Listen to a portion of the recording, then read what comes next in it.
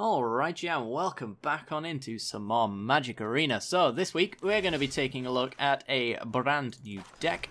This is Green-Red God-Pharaoh's Gift. So, you've probably heard of Red God-Pharaoh's Gift, you've probably heard of Blue-White God-Pharaoh's Gift, Blue-Black God-Pharaoh's Gift, all of that, but have you heard of Green-Red God-Pharaoh's Gift? Probably. But we're going to be playing that today because I was a little low on ideas this week. You can't always make terribly creative decks, so we're going to be making a not-so-creative deck quite creative, which is green-red. So the reason to play green-red, in my opinion, specifically red anyway, is because Combat Celebrant exists. And Combat Celebrant is a 2 and a red. I should probably go into the actual combo for those who don't know. So the build-around card here is God-Pharaoh's Gift. 7 mana. Artifact. At the beginning of combat on your turn, you may exile a creature card from your graveyard. If you do, create a token that's a copy of that card, except for it's a 4/4 black zombie, and it gains haste until the end of the turn. So, pretty much keeps everything that it should keep. However, it comes in as a base 4/4, which means little creatures like Bomat Courier, which are 1/1s, will actually come out as 4/4s. They'll still do their job on their text and things like that for the most part. In this particular case, they all do, but yeah, they're just 4/4s. That's pretty much the only exception to the rule on that one. So we get Gate to the God-Pharaoh's Gift out quite easily with Gate to the Afterlife. Gate to the Afterlife is a 3-mana artifact. It says whenever a non-token creature you control dies, you gain 1 life. Then you may draw a card. If you do, discard a card. So it allows us to improve our hand while also filling our graveyard, which is the name of the game today. It also has 2 mana. Tap it, sacrifice Gate to the Afterlife, and search your graveyard, hand, or library for a card named God-Pharaoh's Gift. But you can only do this if your graveyard has 6 or more cards in it, which is both good for us because God-Pharaoh's Gift has fuel, and also it's easy enough for us because we'll be looting with Gate to the Afterlife. So in order to fill up our graveyard, we have a lot of little creatures that either fill the graveyard via an effect. So we've got Merfolk Branchwalker, which is a 2-mana 2/1 that explores. So we can either hit a land and put it into our hand, which is good, or we can hit a creature card on top and we can put it into our graveyard, which is good. We can also hit a Gate to the Afterlife and leave it on top. That's probably the only exception, really, unless we can hard cast one of the creatures in our on top of our library. We'll probably want to put it in the graveyard to fuel the Gate to the Afterlife. We also have 4 copies of Jadelight Ranger to do the same thing, only twice. 2 and 2 green for a 2/1, explores and explores again, so it can hit up to 2 creatures into our graveyard on its own, then die and become the 3rd, or maybe even the 4th, based on Gate to the Afterlife triggers. So that's the idea of green. But we also have, if you've seen the Goblin Pharaoh's Gift deck, then you'd know about the way that gets the Gate to the Afterlife going. That uses a lot of creatures that can kill themselves, essentially, in order to trigger. So we've got Walking Ballista, which is XX for a 0/0 that enters with X/1/1 counters on it. We can pay 0 for Walking Ballista to make it die immediately as soon as it enters the battlefield, which is a gain life loot trigger. So it can be 2 creatures on its own with the Gate.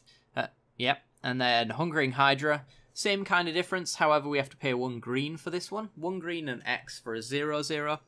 Hungering Hydra enters the battlefield with X/1/1 counters on it. Can't be blocked by more than 1 creature, and when it's dealt damage, you put that many 1/1 counters on it. So this is kind of the reason why I wanted to try green, because I feel like this card has some hidden potential.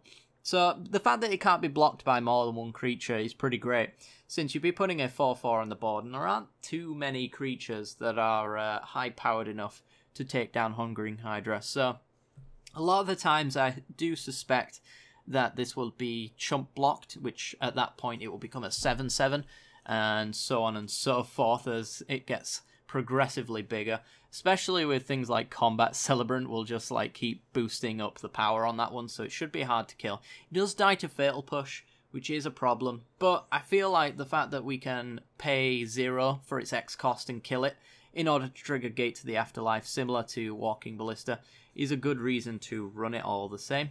We also have Skirt Prospector, which is kind of the same thing. We have to have an initial investment of 1 red mana. However, we can sack itself to gain that 1 red mana right back, which yet again is another Gate trigger. We could use that then to pay the red on our Bomat Courier. Bomat Courier is an interesting one. It can kill itself, It's also a hasty 1/1 right out the bat. Out of the gate, sorry. So when you go down and start attacking, it starts exiling creatures from the top of your library, so you can refill your hand with Bomat Courier, crack it, and then get whatever you need off of it. So that's pretty good. Cultivator of Blades is a funny one. 5 mana for a 1/1. We won't ever be hard casting this, I wouldn't imagine. So this one is basically graveyard bait. It's a 5 mana 1/1 with Fabricate 2, which means we can either put 2 1/1 counters on it, or we can make 2 1/1 servos.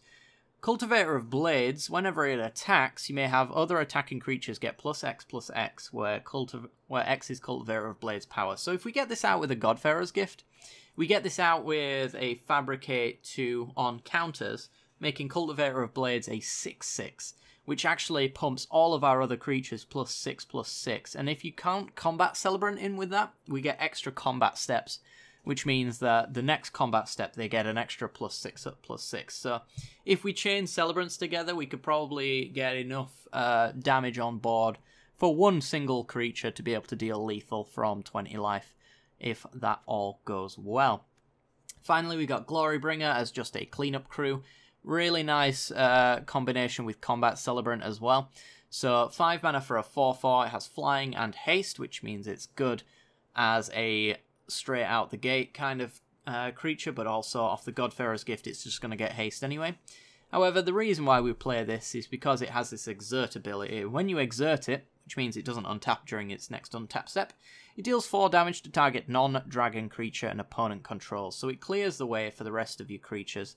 Now with Combat Celebrant gives us an additional combat step, but it also untaps all other creatures, which actually means that we can exert Glorybringer twice in the same turn, which allows us to either deal 8 to a creature, or we can just deal 4 to 2 different creatures and keep clearing the board, wiping the board. So even if we don't have lethal on board, then we can at least cripple our opponent to the point where they can't kill us back.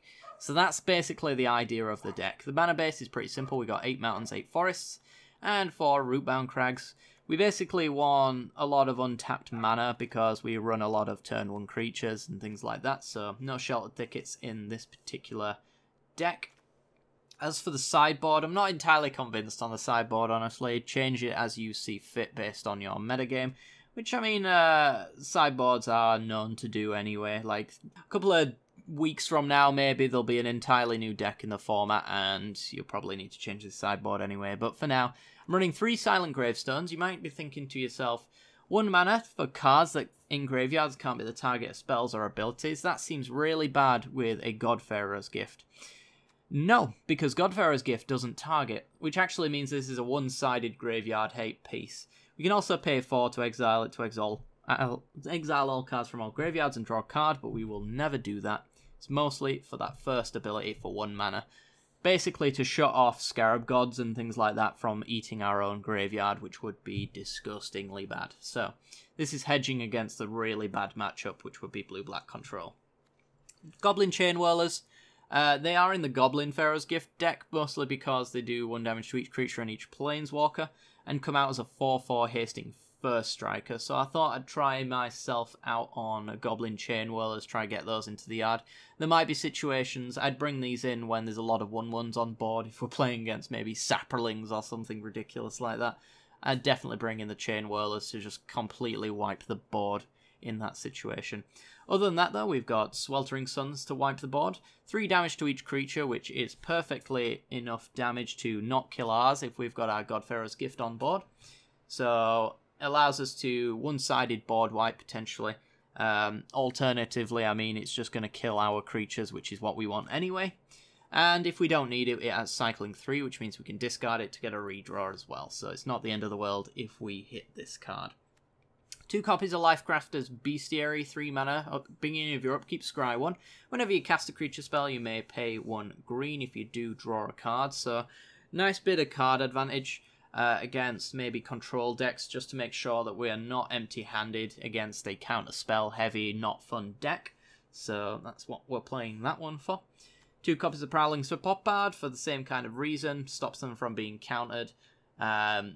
it is kind of relevant. At the same time, like, we do try to get stuff into the graveyard and back out again, but in creature bit and control matchups, it's probably just not going to happen that we'll be able to resolve a Gate to the Afterlife or a God-Pharaoh's Gift, so making sure that we can at least cast our creatures is ideal for us. And finally, we got 3 copies of Reclamation Sage.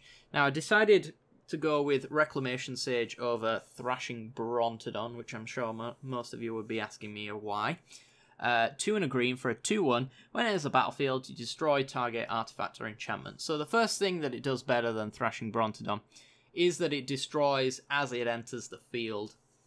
So right off the bat, we're killing things immediately. Thrashing Brontodon is 3 mana, pay 1 to sacrifice it to kill an enchantment or an artifact. So it's cheaper as it stands with Reclamation Sage. So that's 1 pro for Rec Sage. Also has 1 toughness, which is not irrelevant because we kind of want it to die. So yeah, we'll let that one die. 3/4s are a little harder to die. And also, if we get this out with God-Pharaoh's Gift, we can still use the Destroy Artifact or Enchantment ability off of the God-Pharaoh's Gift, whereas with Thrashing Brontodon, we'd have to pay to lose our 4/4, which basically misses us out on a trigger. So I think Rec Sage in this particular deck is just a little bit better than Thrashing Brontodon in that particular case. So that's going to do it for today's deck tech, guys. If you want to check out the matches, then there'll be a link at the end of this video on the end card. Also, down in the description below is the deck list and the link to the first match as well. I do hope you guys have enjoyed. If you have, like, subscribe, hit that little bell icon. If you haven't liked it, then dislike it, but let me know why, otherwise you're wasting your breath. And yeah, I will see you guys in the games. See you soon, guys.